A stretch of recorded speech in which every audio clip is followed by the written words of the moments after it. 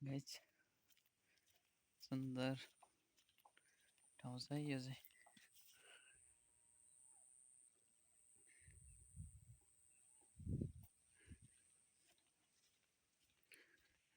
यो सिधै यो बाटो छ है।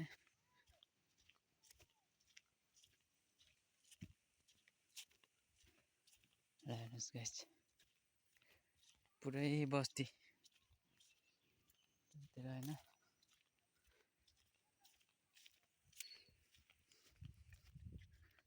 घना घर जङ्गल के छ तपाईँहरूको विचार? यस्तो ठाउँ घुम्न आउनु सक्नुहुन्छ। हेर्नुहोस् त्यहाँ रुख ढलेर यत्रो बडा रुख हेर्नुहोस् त। आम्मामा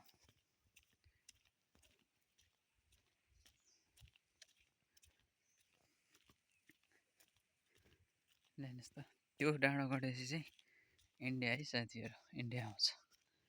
भारतको बिहार यो नेपालको चाहिँ नि भारतको चाहिँ नेपालको उसमा चाहिँ सिमाना हो यो।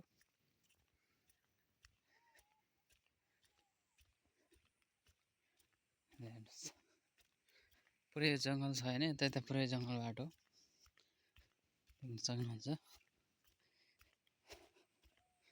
अब यस्तै ठाउँहरूमा चाहिँ नि अलिकति मनलाई आनन्दित पनि हुन्छ है। एकदम चाहिँ घुम्नको लागि चाहिँ नि तपाईँहरू आउनु सक्नुहुन्छ।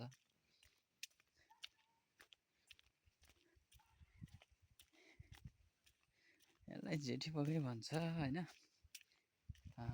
तपाईँहरूको चाहिँ यो ठाउँ चाहिँ लगभग भरतपुरदेखि तपाईँको 42-43 किलोमिटर चाहिँ यता दक्षिण पूर्वमा पर्नेछ है यो ठाउँ चाहिँ। हेर्नुहोस् त यो झाडी पनि छ अलिअलि पुरै होइन, झाडी जङ्गल छ देख्नुहुन्छ तपाईँहरूले। तर फेरि बाटो त फेरि खुलेको छ है तपाईँहरूको यता गाडी आउने सुविधा चाहिँ जति पनि छ आनन्दले कहिले पनि आउजाउमा चाहिँ रोकावट छैन। साधन भन्नलाई एकदम सजिलो छ।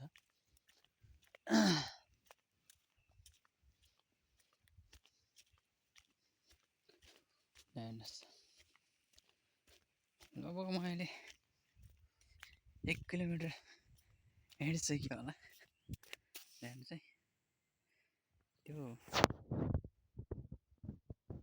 डाँडो भनेको चाहिँ चुरे पहाड तपाईँको त्यहाँ चाहिँ ठ्याक्कै चाहिँ नै ऊ छ है। फेरि मन्दिर चाहिँ छ भैरव स्थान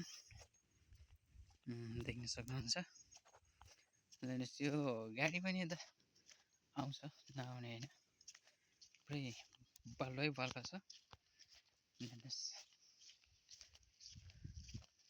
पुरै यो रेत पुरै होइन बाटोभरि थुप्रै छ रेत। हेर्नुहोस्